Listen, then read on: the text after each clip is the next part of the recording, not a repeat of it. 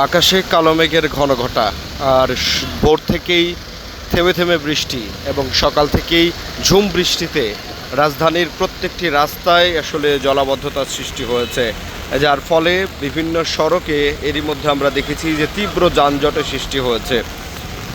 আপনারা এই মুহূর্তে দেখছেন রাজধানীর কুড়িল যে মহাসড়কটি রয়েছে সেটির এই অবস্থাটি এই মুহূর্তে আসলে আপনারা প্রত্যক্ষ করছেন। হাঁটু অবধি পানি এবং সাধারণ মানুষের যে নাকাল অবস্থা সেটি কিন্তু টের পাচ্ছেন। একেবারেই বলা চলে যে দেখতেই পাচ্ছেন সাধারণ মানুষ একেবারে ডুবো পানিতে ভিজে কিন্তু তারা তাদের যে অফিস আওয়ার, যেটা আপনারা জানেন যে ঠিক এই সময়গুলোতেই আসলে রাজধানীতে যে চাকুরিজীবীদের যে ভিড় সেটি কিন্তু থাকে এবং এটির ফলে ব্যাপক ভোগান্তির শিকার হচ্ছে সাধারণ মানুষ। তীব্র একটি যানজট আমরা দেখতে পাচ্ছি একেবারেই কুড়িল থেকে শুরু করে আশপাশের যে রোডগুলো রয়েছে, মিরপুর থেকে শুরু করে কালশি, ইসিবি, এই পুরো অঞ্চলটি একেবারে আসলে জলাবদ্ধতায় নগ্ন পরিপূর্ণ হয়ে গিয়েছে, যার ফলে ভোগান্তিতে পড়ছে সাধারণ মানুষ। আপনারা দেখতেই পাচ্ছেন যে জীবিকার তাগিদে, চাকুরির তাগিদে তারা এই বৃষ্টির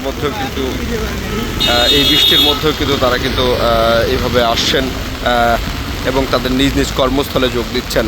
থেমে থেমে বৃষ্টিতে আপনারা জানেন যে দেশের বিভিন্ন অঞ্চলে এরই মধ্যে আসলে বন্যা পরিস্থিতির সৃষ্টি হয়েছে।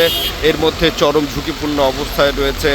আমরা দেখেছি যে চট্টগ্রাম, সিলেট, সুনামগঞ্জ এই অঞ্চলগুলো আসলে তীব্র বন্যা কবলিত অঞ্চলগুলোর মধ্যে ঝুঁকিপূর্ণতায় রয়েছে এবং এরই মধ্যে আমরা ঢাকাতেও কিন্তু একই অবস্থা কিন্তু আমরা দেখতেই পাচ্ছেন যে আমার নিচে যদি একটু পানি যদি আপনাদেরকে একটু দেখানোর চেষ্টা করি, ঠিক এখানেও কিন্তু তীব্র পানি বা জলাবদ্ধতার যে বিষয়টি সেটি কিন্তু আমাদের চোখে পড়ছে।